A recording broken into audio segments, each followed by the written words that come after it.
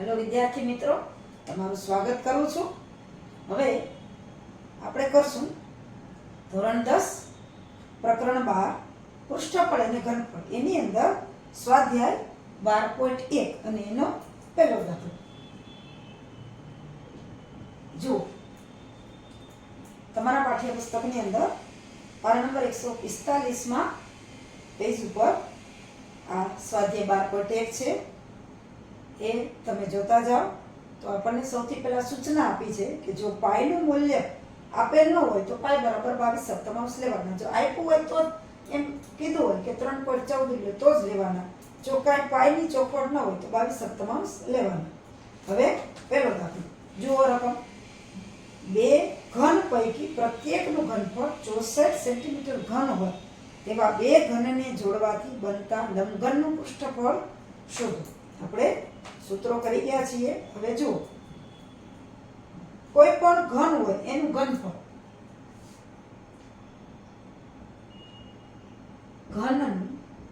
ઘનફળ આપણને આપી દીધું છે કે 64 સેન્ટીમીટર ઘન.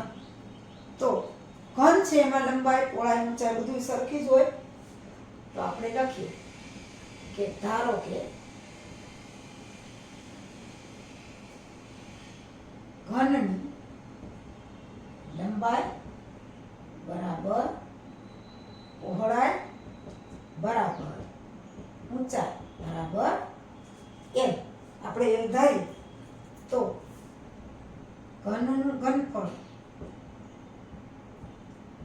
બરાબર l નો ઘન. આપણને આપ્યું છે કે 64 આપ્યા છે તો l ઘન બરાબર 64.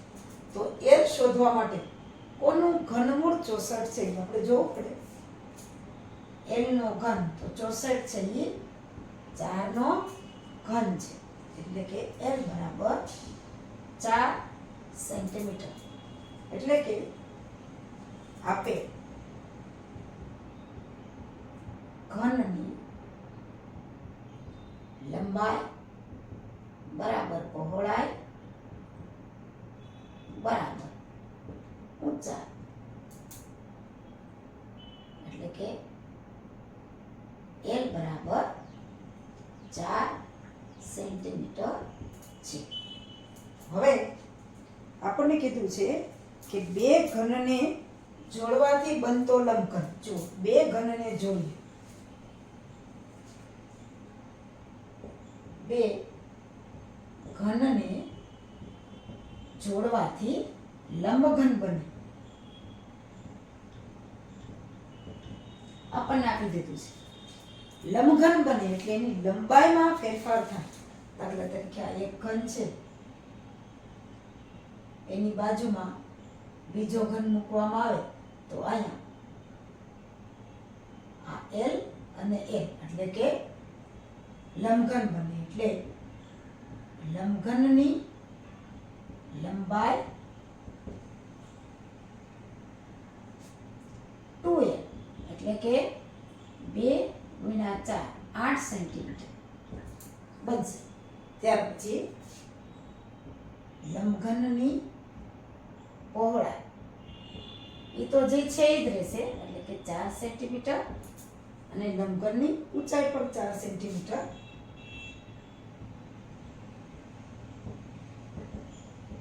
ઊંચાઈ પણ 4 સેન્ટીમીટર થાય. હવે બે ઘનને જોડાવાથી જે લંબઘન બને છે એનું આપણને પૃષ્ઠફળ શોધવાનું કીધું છે. તો આપણે સૂત્ર પ્રમાણે લંબઘનનું પૃષ્ઠફળ બરાબર આને આપણે l અને આપણે પહોળાઈને b કહીએ અને ઊંચાઈને h કહીએ. આ તો l છે જ. 2 કૌંસમાં lb bh અને lh, એટલે કે 2 લંબાઈ ગુણ્યા પહોળાઈ, પહોળાઈ ગુણ્યા ઊંચાઈ અને લંબાઈ ગુણ્યા ઊંચાઈ. તો આપણે લઈએ કે લંબઘનનું પૃષ્ઠફળ બરાબર 2. લંબાઈ છે એ 8 છે,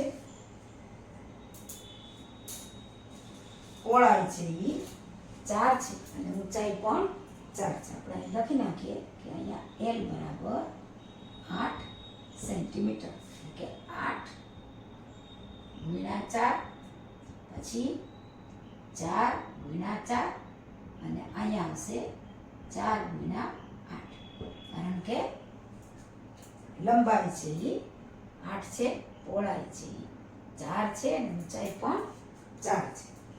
એટલે કે આના બરાબર 8 ચોક 32, 4 4 16 અને 8 ચોક 32, એટલે કે બરાબર 2. 32, 16 અને 32. 6 ને 2 8, 8 ને 2 10 ને 0, બધી આવી 1, 3 ને 4, 4 ને 5, 5 ને 3 8, એટલે કે લંબઘનનું પૃષ્ઠફળ 80 ગુણ્યા 2 થશે. લંબઘનનું અહીં આવશે 160 પૃષ્ઠફળ બરાબર 160 સેન્ટીમીટર વર્ગ. આ આપણો જવાબ આવશે. આવી રીતે ઘન છે એની લંબાઈ, પહોળાઈ, ઊંચાઈ એક જ સરખી હોય, પણ જ્યારે બે ઘનને જોડવામાં આવે ત્યારે એની લંબાઈ ડબલ થઈ જાય છે, લંબાઈ ફરી જાય છે, ઊંચાઈ ને પહોળાઈ તો એની જ રહે છે. એનું ઘનફળ છે એ પૃષ્ઠફળ છે એ 160 સેન્ટીમીટર વર્ગ આવે છે. હવે જોઈએ આપણે સ્વાધ્યાય 12.1 નો બીજો દાખલો. જો એક પોલા અર્ધગોલક ઉપર એક પોલો નળાકાર બેસાડેલો હોય એવું એક પાત્ર છે. અર્ધગોલક ઉપર નળાકાર, દાખલા તરીકે આ નળાકાર છે.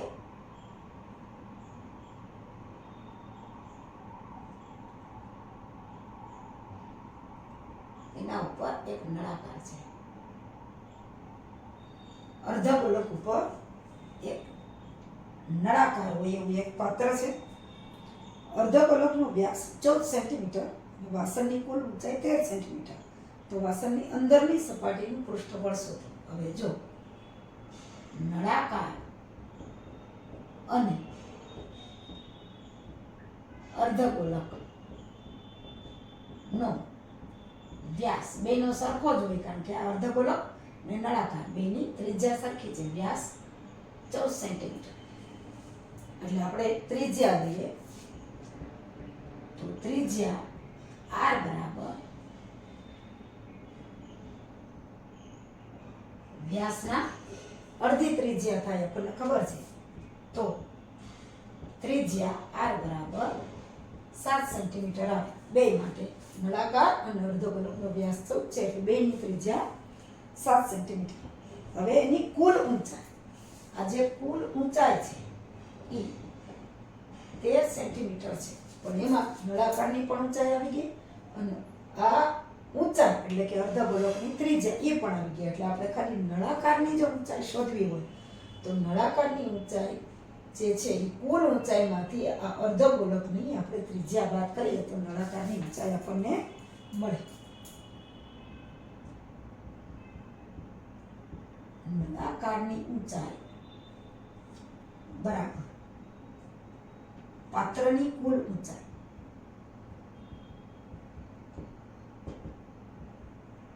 ઓછા આ જે નીચેનો અર્ધગોલક છે એની ત્રિજ્યા. અર્ધગોલકની ત્રિજ્યા એટલે કે નળાકારની ઊંચાઈ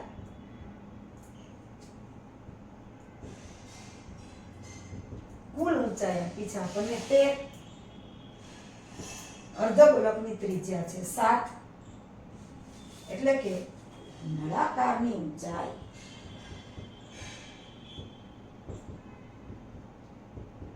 6 સેન્ટીમીટર થાય.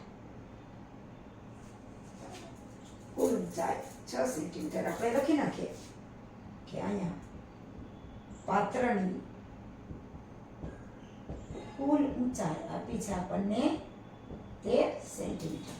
આખા પાત્રની જ ઊંચાઈ છે. એમાં નળાકારની ઊંચાઈ શોધી હોય તો અર્ધગોલકની ત્રિજ્યા એમાંથી બાદ કરવી પડે. એમાં આપણને કીધું છે કે વાસણની અંદરની સપાટીનું પૃષ્ઠબળ શોધો. અંદરની સપાટી તો આપણે લઈએ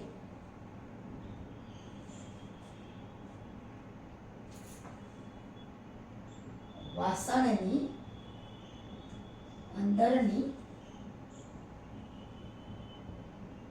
સપાટીનું પૃષ્ઠફળ બરાબર.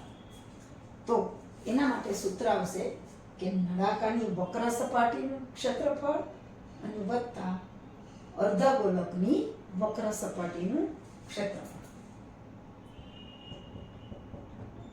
નળાકારની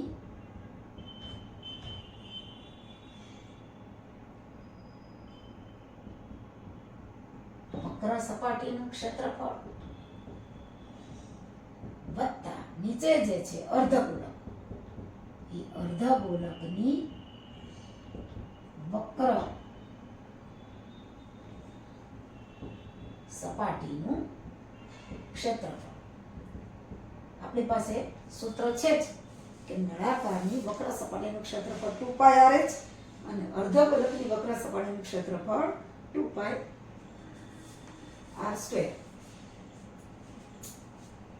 તો વાસણની અંદરની સપાટીનું પૃષ્ઠફળ બરાબર નળાકાર તો કે 2πrh અને અર્ધગોલકનું છે 2πr². તો આમાંથી 2πr આપણે આમાંથી સામાન્ય લઈ લઈએ. બેમાં આવે છે એટલે અહીંથી વધશે h ને અહીંથી વધશે r, કારણ કે r બે વખત છે.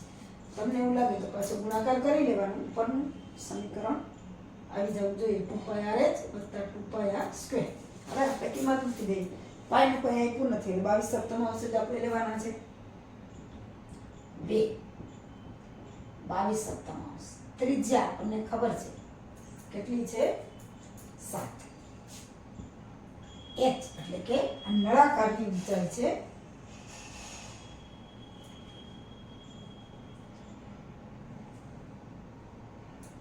અહીં આપણે લખી નાખીએ બરાબર h એટલે આપણે ભૂલ ન પડે. એ છે 6 વત્તા ત્રિજ્યા છે 7. તો આ 7 અને 7 છે એ છેદ ઉડી જશે. 22 × 2 એટલે 44 ગુણ્યા 6 અને 7 એટલે કે થશે 13. તો આનો આપણે ગુણાકાર કરીએ કે વાસણની અંદરની સપાટીનું પૃષ્ઠફળ 44 ગુણ્યા 13. આપણે સાઈડમાં ગુણાકાર કરી નાખીએ. 44 ગુણ્યા 13 0 4 4 4 3 4 12 ના 2 વધી 1 3 4 12 ને 1 13 એટલે 2 7 અને 572 એટલે કે 572 ના એકમ સેન્ટીમીટરમાં છે એટલે સેન્ટીમીટર વર્ગ. આ છે ઈ. આપણને જે પૂછ્યું છે કે વાસણની અંદરની સપાટીનું પૃષ્ઠફળ, તો વાસણની અંદરની સપાટીનું પૃષ્ઠફળ 572 સેન્ટીમીટર વર્ગ આપે.